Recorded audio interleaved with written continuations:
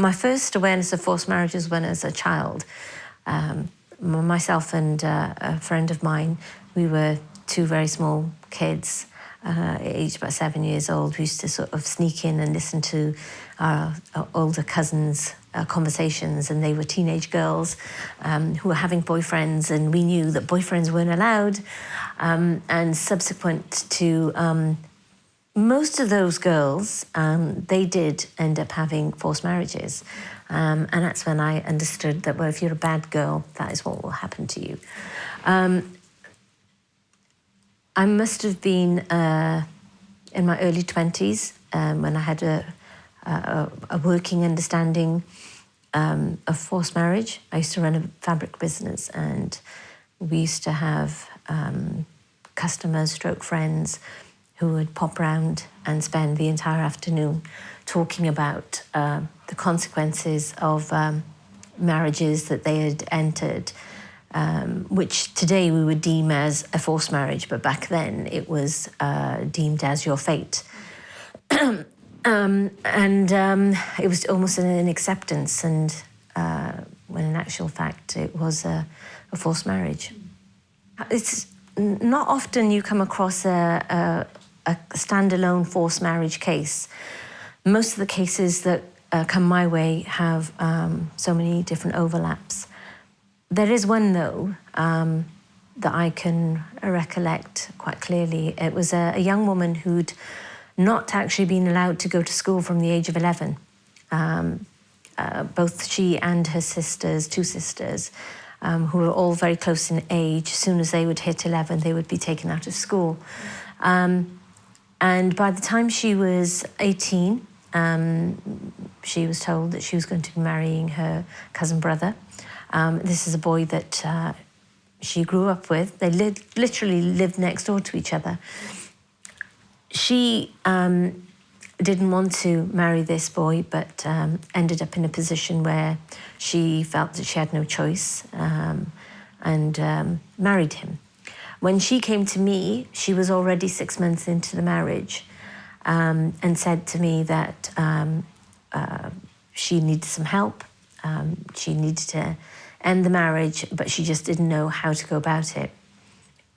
She also told me that her sister, who was 2 years younger than her, that she was going to be soon to be married, and she didn't particularly want to marry this young man either, but she said that she was more accepting and more hopeful that, although it wasn't a choice of hers, that she thought that, well, maybe once she's married to him, that she might learn to love him. But she herself said that she'd tried that, and despite being with him that 6 months, she actually couldn't have marital relations with him. I supported her. She used to have to come and see me secretly. She would make an excuse that she was going to see a GP, so she'd end up coming to see me. Anyway, the eventuality was that her husband was pressing her for marital relations. He clearly wanted to have sex with her, and she wasn't willing to submit to him. They were having regular arguments, and these arguments were difficult for her to manage because she lived next door to her parents, and her bedroom was literally next door to her parents because they were next door neighbours, and the in-laws had the bedroom next door, which may sound rather bizarre, but that's how the family setup was. I arranged for her, we had plans for her to be able to leave the family home. We had support put into place in terms of making sure that there was a refuge place for her, that the police would support her to be able to leave the family home. And on both occasions, everything was put into place, well, police officers were ready to go, and lastminute.com, she said to me, I can't do this. And we had to wrap things up. Then some months passed, and she came to me again. This time she'd come to me because she'd had quite a lot of bruising after being beaten by her husband, and I asked why he had beaten her. And she said the same thing, because she wouldn't have sex with him. But there was another issue, she said, and I asked her what that was, and she said that she had an argument with him. She went upstairs to the bedroom and the light was switched off. She was sat in front of the dressing table and she noticed there was a red light shining across the room. And she wondered where the light was coming from. Was it something that was from outside? But then she looked around the room and she went to the wardrobe and she found a spy camera. So she then confronted him with the spy camera, and that's when he beat her up quite badly. The eventuality with that case was that she did eventually come away from the family home. And I had literally 3 days to play with. And the reason why I had 3 days to play with is because it was the month of Ramadan, and it was going to be Eid in a matter of days. And she had to go back home because of the pressure that was put on her by her siblings that, look, everybody's going to come to the family home on Eid day. If you're not there, this is going to cause terrible shame.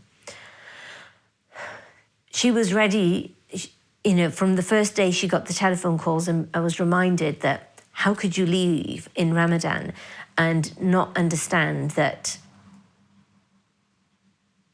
with all the relatives coming to the home, that, all right, the family had accepted that, you know, this marriage wasn't going to work, but how could you, you know, the blame was being put on her. They weren't accepting that she was the victim. They were putting it on her to take the responsibility that she was the cause of the dishonour. So thankfully, because we had contacts with a solicitor called Anne-Marie Hutchinson, we very, very quickly managed to get things into place, and the forced marriage protection order came live, and that was then used as a bargaining tool to get her parents to support her in getting her a divorce. They were served papers very quickly on the parents, and attached to the order was a personal statement from the young woman saying that she loved her family. This isn't what she wanted to do, and it was the hardest thing in her life to have to hurt her parents. But, you know, she tried to do the right thing by them, but she couldn't bear to live with somebody who she didn't love. He clearly didn't love her either, and was willing to spy on her and not be patient with her, because, you know, she did eventually, to a point, had accepted that this marriage was her fate. And like a lot of girls and young men, you know, they accept that these marriages are their fate. And she thought that, you know, like a sister, that she would eventually fall in love with him. But her argument was, you could not force me into falling in love with you. You might have forced me into marrying you, but you're not going to force me into loving you. But the great thing was that within literally it was 3 days that we got the order, and it was used as bargaining tool by her herself, and she had complete and total control over what happened then in the days that came. The eventuality for that young woman was that she returned home, and the parents did not breach the order. They accepted that they would allow her to go to seek education, that she would be allowed to get a part-time job. You know, all the things that she wanted, she put in that statement, her personal statement. And today, she is a young woman who had her marriage annulled. She went on to marry somebody who she met through her family contacts, and is a happily married young woman with, I believe now, 2 or 3 children. So, you know, even when you have a situation where there's such complexities and, you know, a young woman who's unwilling to leave her family, and, you know, wasn't even allowed to be the victim. She was expected to take on the burden of, you know, the dishonour. You know, things can move in the direction that that victim wants it to, all being, you know, time-consuming, but she just wasn't willing to give up her family. You know, I found parents actually not accepting what they have done as a bad thing. They see it as a solution, or sometimes even the inevitable. You know, when you come to a certain age, marriage is the inevitable, and they think that they know best, and that's really it. They don't actually see the harm that they've done. The reasoning behind why these things happen, each case is different. So you could have anything from revenge and reprisal, power and control, because they feel that they have the upper hand, will be dominant in every aspect of your life, including who you choose to marry, who you know, have children with, not understanding that, you know, the consequences of a forced marriage.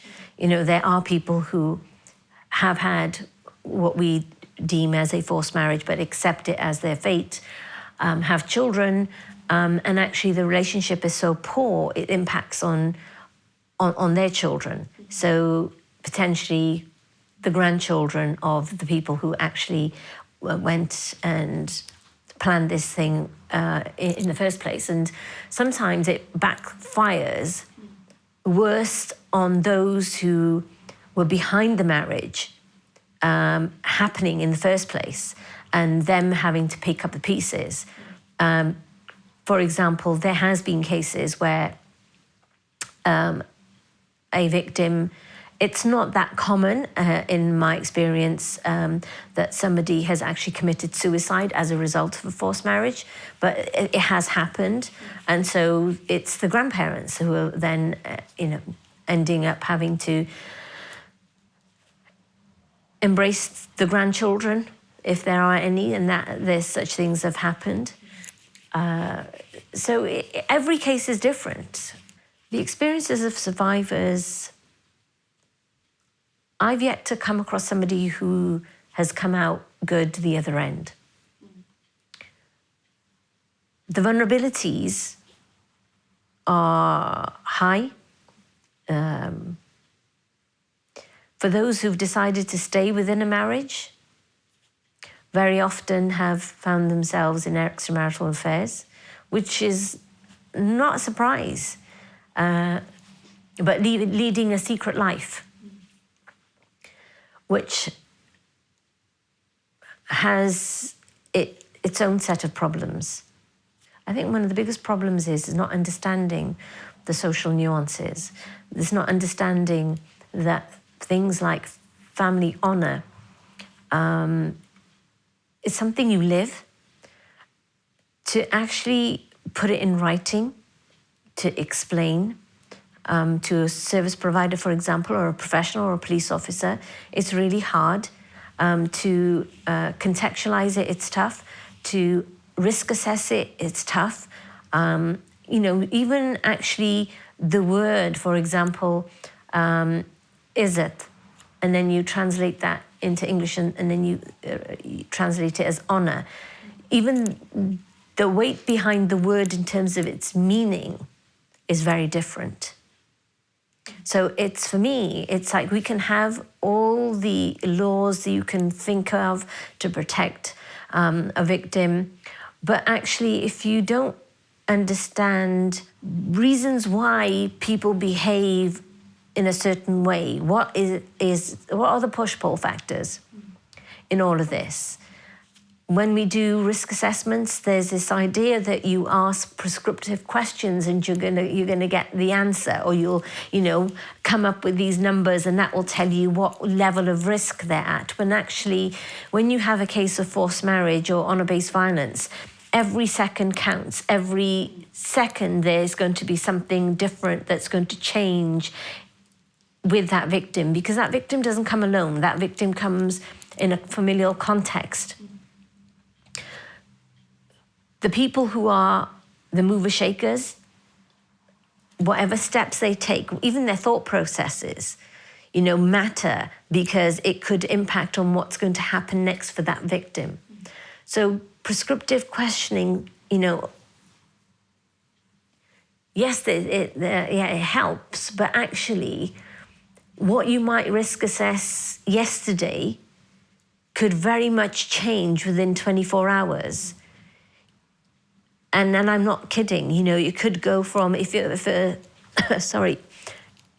you risk assess somebody as 8 out of 10, for example, but then even 12 hours, it could just go right up 10 plus. Because it's about people's behaviors, it's about people's attitudes, and that's not something that genuinely a risk assessment is able to really capture. Many, many years ago, I used to work as a researcher, and the research, our terms of reference was around looking at where people are coming from. And it was more action-based research. So it wasn't that you'd do some research on a community, come up with a document, and a year later you're publishing it and maybe it'll go on a shelf. But actually you'd research a particular section of the community or an issue, and then once you came to a conclusion of sorts, then you would immediately then address it with an action. And that could be perhaps awareness raising, discussions, open discussions within, a community about, it could be something to do with health and why, for example, they should be going to the local community centres and using the swimming pools and gyms and that sort of thing. So I think it must have been 2007 when I discovered that actually, if you really want to move and change people's behaviours and attitudes, and then you've got to understand what their terms of reference is. And I discovered that probably over 90% of our clients happen to be Muslim. And a lot of people would turn to their faith for a solution. For example, when it came to the business of marriage, people were slowly questioning, hang on a minute, is it right in Islam that a person should marry against their will, or should it be that it's their right? Well, actually, Islamically, you can own, a marriage is only valid if both people are actually consenting to it. So using that as a measure is when we started looking at other things.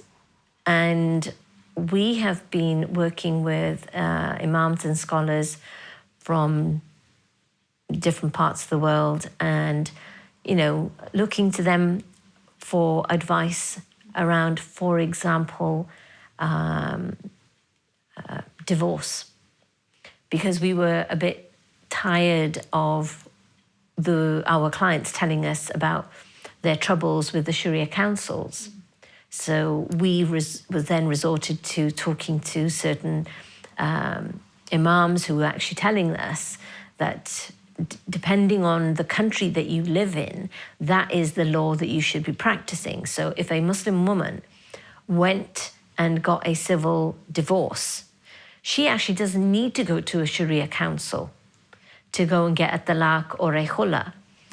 As long as that divorce wasn't contested and that, both parties went in and agreed and decree absolute came about, then actually the Muslim marriage is null and void too. But then it's about making sure then that people in the community hear that from the imams and the mullahs, that is what Islam says. It's trying to get that information out into the community people talking about those sort of issues as opposed to, how high, a man should be wearing his trousers when he starts to pray.